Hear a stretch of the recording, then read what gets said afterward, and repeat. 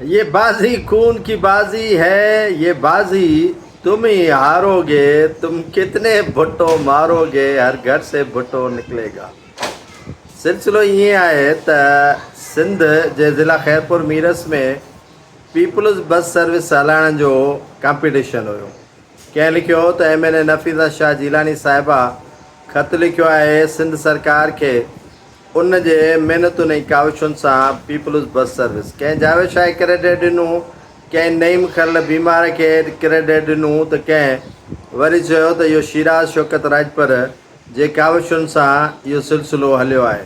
कंहिं चयो त न बुज़ुर्ग सैयद क़ाइम अली शाह, किन वरी चयो त मंज़ूर हुसैन वसाण साहब ऐं नवाब अली वसाण, हलार ख़ान वसाण बैरिस्टर जे कोशिशुनि सां, या साजिद अली बांभण ऐं पीर फज़ल अली शाह जीलानी जे काविशुनि सां इहो सिलसिलो हलियो आहे। किन चयो त न इहो काज़िम अली शाह सेनेटर बसूं हलारायूं आहिनि। हाणे बसूं हलियूं तेसीं ताईं न जेसीं ताईं इफ़्तिताह ते। हाणे इफ़्तिताह वारे ॾींहुं शर्जील इनाम मेमन वज़ीर ट्रांसपोर्ट ऐं सीनियर सूबाई वज़ीर पहुतो। उहो वसाण हाउस वियो, उनजो इस्तक़बाल उते थियो। वरी पिंडाल सॼो ऐं मुकमिल तौर ते पीपल्स बस सर्विस वारी जेका बाज़ी आहे उहा मूं पे ॾिठो त वसाण हाउस खणी वियो। वसाण हाउस इन मामले में गोए खणी वियो। ज़िले सदर क्रेडिट पाण ॾे खणी वियो।